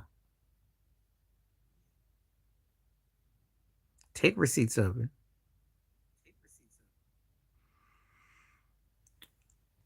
Um, He was a very good player, great talent, but he just never could finish. He wasn't that dude. They never had the next piece with him. Michael Ray Richardson got white-balled out the league, and Bernard King's knees were shot, so he never had the pieces. But looking at him, he was a strong force, and he was a prototypical of the guys today, but he just didn't have that next in him. He wasn't that dude. Put it to you like this in English. He was a beast in college.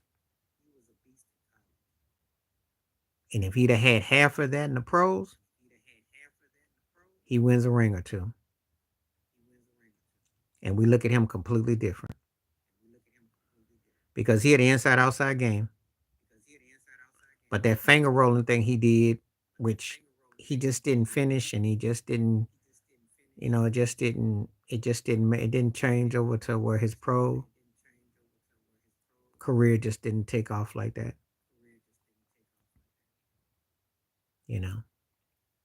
Frustrating cat.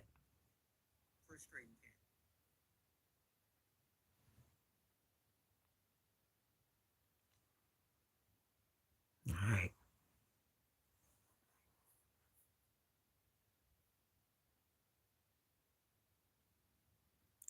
Well, thank you. Well, what happened in that finals, which I remember very vividly because that was the OJ Bronco one in Game 5, what I remember very well. Pat Riley was done with him because he had John Stark shoot all those threes. He's the only person he believed in.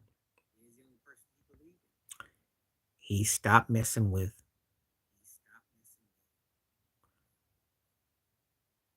They were incredible because they had the size and the glass. There was no inside presence because Spree and Allen Houston were on the perimeter.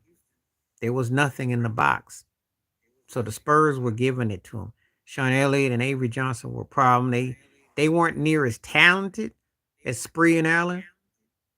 But when you had Tim Duncan playing like he did, Dave Robinson playing like he did, they were trees. That's true.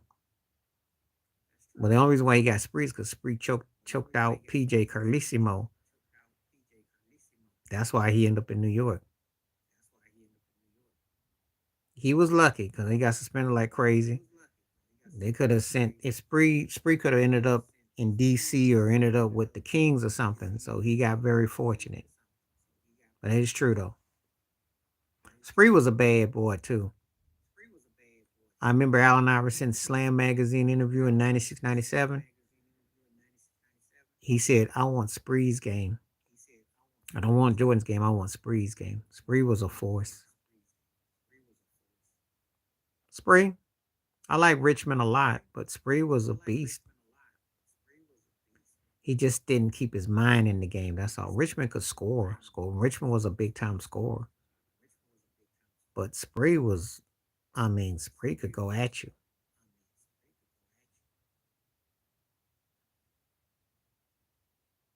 Allen Houston he was a complimentary player. Junior Whopper, Scotty type. Good player. Got played a lot to come to the Knicks after he left Detroit. I still thought he was good in Detroit, but I liked him. He could have been better. That's why I said a good player. I didn't say great. I said good. There's a big difference. When I say great and good, you're going to know what I mean it just like I said. Because you fall in them tiers. You're tier 1, tier 2, tier 3.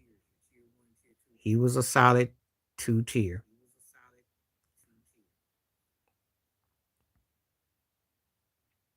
Marbury. Because people forget about his stats. He did the thing. Steve Francis was a very talented, athletic cat, but he did not play with common sense. They both were reckless, but in different ways. Francis had spring in his behind, but he didn't utilize what he had there. Marbury could play, but Marbury had that New York playground mindset, wrecked a lot of situations too. but he had the stats which say he should be a Hall of Famer when you do it as it is. So both of them are two waste of cats though, but Marbury especially because he had more going for him. Francis was athletic and had a freaky shot, but different cats though.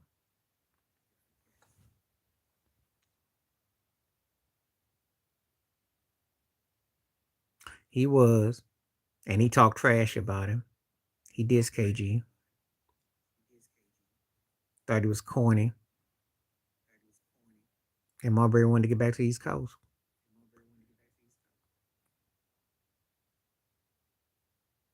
He was, but he wasn't a finisher. That took time, and he needed help. So he had to, get in the woodshed.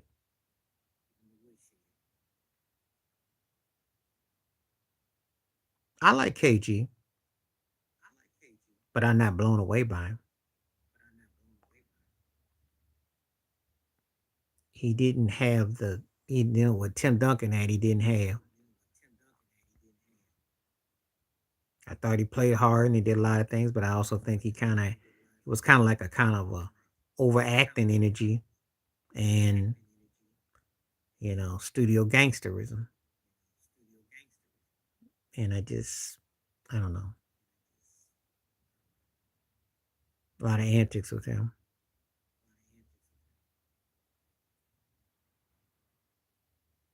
But he had talent, though. Not taking it away.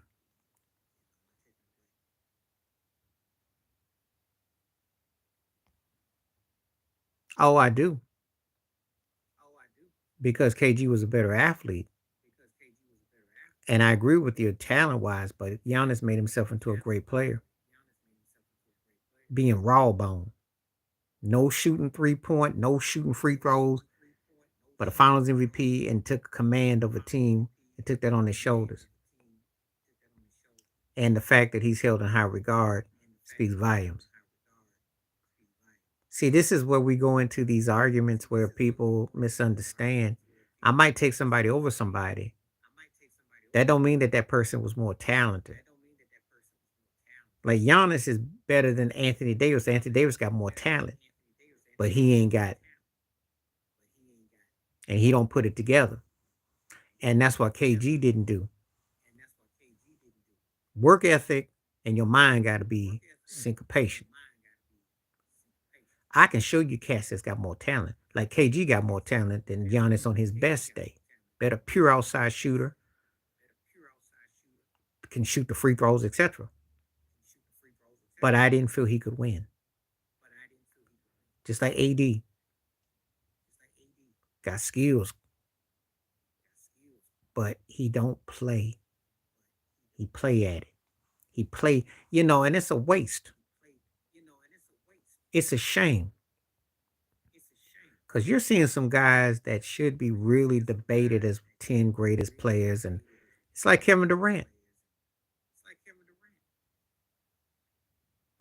I'm going to share something with you.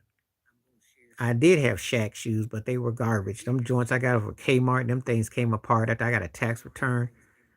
And them joints was garbage. They was cheap. There's a reason. So I just stuck with Chuck Taylors. I didn't really buy a lot of shoes. I got gifts. Okay, who would I start out of? Barkley, come on, bench one, all that. I would start, and if I take their whole careers into to account, I'm starting Karl Malone.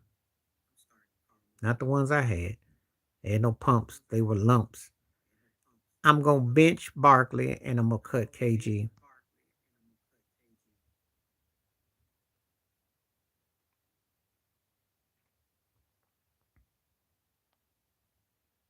No, I had no pumps with my Shacks. Anyway, that's my answer to that question. They had lumps. They weren't no pumps. Yeah, I'm starting Karl Malone. Carl career speaks for itself. And he got better as he got older. He just didn't have the athleticism and the depth as Barkley or KG. But his game, that fadeaway, and he stayed, double double.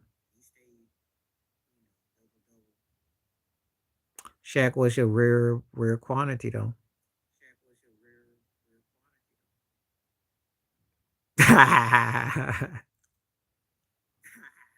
You on fire tonight. I don't know what's more funnier, the Philadelphia tax, or this Wimby thing. He better show me something this year. He got a chance. They want him to blow up. They want him to blow up because he got to figure out, can he fit into that exclusive club of Joker, Giannis, Embiid, Luca, and Shea. So can he get in on that party?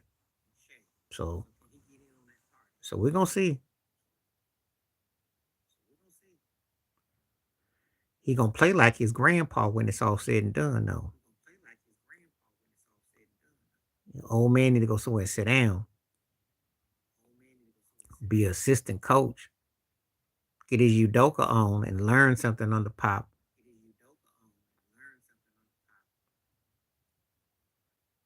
Wimby is a dude that I think is gonna be good, but I don't know if it's gonna come this year. But I think by next year, you know, cats usually take about 3 or 4 years before they get, you know, that seasoning. And you gotta have a squad and you gotta have factors. I got 8 more minutes before I'm rolling. 7 now, so let's make them count. See what we're gonna talk about. I don't know. I haven't come across a lot of kids that have been rocking Wimby jerseys, so maybe I gotta be living in your block. I mean, he is popular, but I don't see this onset of him taking over he looked good in spurts. But 20-win teams don't exactly get like knocks like, oh, the second coming. 2,000 yards rushing. Easily. Because the 20 sacks, I think when Strahan did it and Mark Gastineau and people did it and stuff like that, you got more season now. It's still something special about a 2,000-yard rush. You know, more people have done it. I still gonna go back to OJ doing it, which is still the most impressive. Barry Sanders was impressive. Eric Dickerson's, I mean, but see, the problem with some of these guys who do it, they flash in the pans, but there's some of the greatest who did it.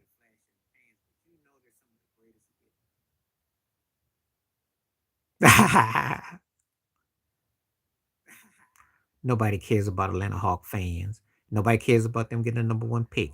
I think after what happened with the Luca, yeah, and Chris Johnson was a flash in the pan. That boy could run, he could fly, and then what happened? He ain't going to Canton. Ain't gonna be no head bust. Just like Jamal Lewis.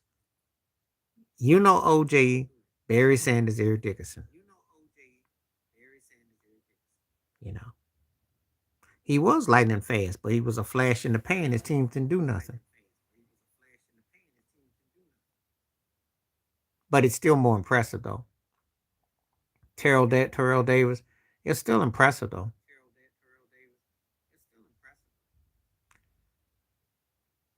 No. Yeah, AP was bad.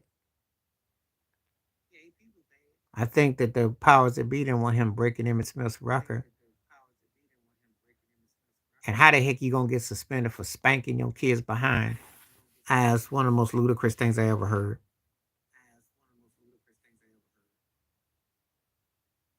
But, you know, I'd still take 2,000 yards though.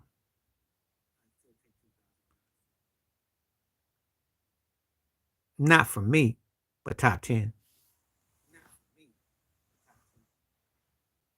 He doesn't crack my top 5, but he's in the top 10.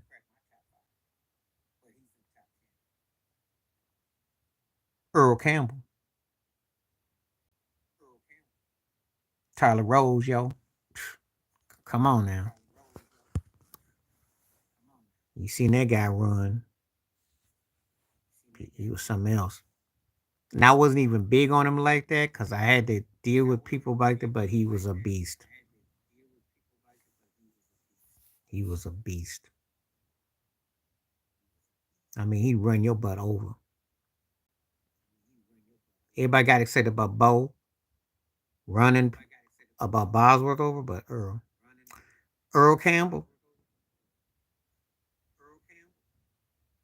because he didn't have the kind of offenses that Falk had. Earl Campbell had Dan Pastoroni as a quarterback. I mean, yeah, you give Earl Campbell the greatest show on turf, or you give him Peyton Manning. Yeah, I'm said AP is in my top 10, and I ain't stutter.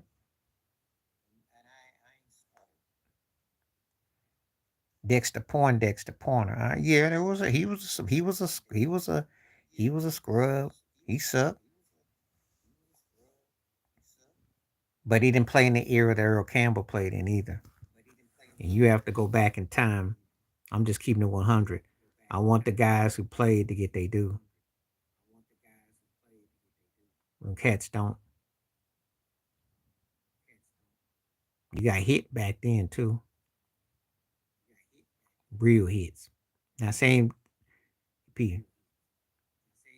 He wasn't a bum. He was like it was almost like a body double. It's like y'all got to be kidding. Why that turkey got on the field is amazing. But they do that. Old generic whiteboard quarterbacks with great running backs. Joe Ferguson was good in time and spurts. Better than Christian Ponder, but it was the electric coming offensive line with the Bills, but OJ was the offense. I told you he juked you and he did some moves that Kyrie and Steph do now on the football field. Look at that highlight against the Cincinnati Bengals where he's juking and shaking and baking. Talking about he had brother and had no brother in him. Jay-Z and Stephen A. Smith need to see that juke move. Because they lit that line up. That line was that's what people did back in the day. Electric Company was a ferocious offensive line. Reggie McKenzie. Yeah, I know. Walter Payton was bad. He's in my top 5. And that ain't saying nothing about Jimmy Mack. He was incredible. Sweetness was a bad man. Tough. Tough. I got much respect. Actually, he's my top 5 running backs. So you ain't saying nothing but a thing. Walter was the truth. There's still people today. You could make a case for Reggie McKenzie, but but he was just electrifying. You know, I mean, the Pittsburgh Steelers said in the '70s he's the only player that they were worried about. That says something. Yeah.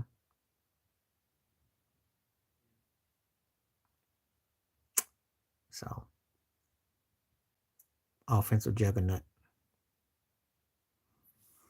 Anyway, it's about my time. I got a couple minutes. A couple more minutes. 4 more minutes and I'm gonna go because I gotta go. 4 minutes for sure. I'm taking Ray, but Singletary was bad. Anybody that can hit you with their eyes open, that dude, that dude was something else. I didn't like him as a coach though, but as a he was bad. Singletary was bad, but Ray Lewis just covered so much ground, and he was a 1 man operation. He was a bad boy. Pretty much him and Ed Reed, they were doing things and Terrell Shrug. So, but Ray Lewis was something else though.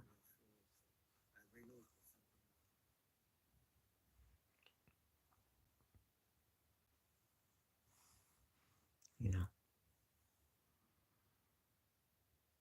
But yeah, OJ and Walter are two of my top. Charles Woodson. I like Sherm, but Sherm was kind of almost overrated to a point.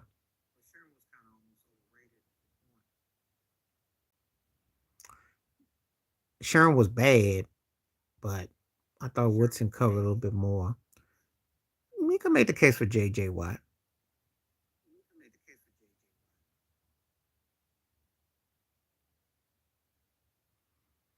I think what happened is the team didn't do nothing. That's what happened. They didn't win. Sometimes you got to have a special season too, and that worked against them.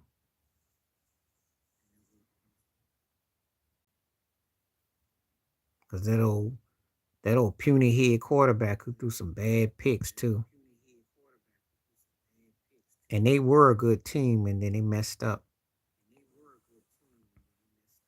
So okay, I'm in my last couple minutes. So yeah, I remember with the Cardinals. Was nice too. A nice hand. Yep, I remember him. They always had some good secondaries. They just sucked on every a lot of other spots. They always had some pieces.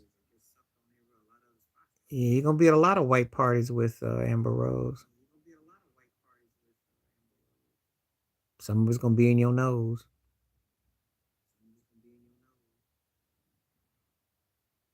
I'm sure somebody will pull his coat. That ain't the first time Amber done turned out a young quarterback. Won't be the last time. Them old thought and groupies always at a party. All right, before I go, I will say Larry Fitzgerald. Julio Jones had won that Super Bowl. It may have been different, but then Julio became expendable. He didn't age well as Larry Fitzgerald. Talented though, but Fitzgerald's one of those guys that you feel for. Fitz, I'll take Larry Fitz over him too. Megatron was a freak of nature to an extent, but Fitz was consistent.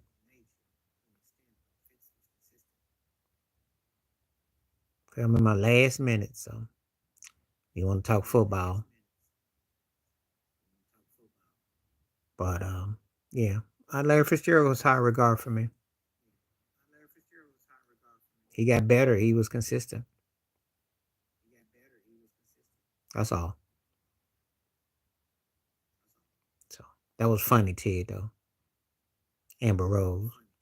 That was funny. Okay, this will be my last one. Um, believe it or not, it's not gonna be popular. I'm about to say Champ Bailey. Champ just kind of moved me a bit more. Reeves covered a lot of ground, but Champ was. I like the way Champ would play on the rock. And on that note, I'm gonna call the night. Appreciate everybody coming through. Appreciate y'all. We'll be back soon, either the tomorrow or maybe Thursday night. One of these nights I'm gonna take off, so you'll know when I come through. But I appreciate everybody coming through. Thanks for the questions, taking the poll. We're at 69%. I will have another poll coming. I think the next one I'll do be music related, but this more music related. But we'll appreciate everybody. Peace. Stay safe. Stay blessed. Don't forget um, the membership links. And if anybody wants to donate, feel free. And then I will give shout outs. The people who become members, I will do exclusive questions to the ones who donate because it's going to be $1.99 or $2.99, whatever you pay. I will give you what I will do as an incentive. Everyone who donates, and it's like $1.99, $2.99, you'll have access to 3 questions first and foremost. And then if it goes to $2.99, that's 6 questions. That's what I'm going to do. That's going to be my bonus. That means that it'll be priority. Appreciate everybody. Peace the best. Stay safe. Stay blessed. Stay warm. Stay cool. Stay cool. I'm out.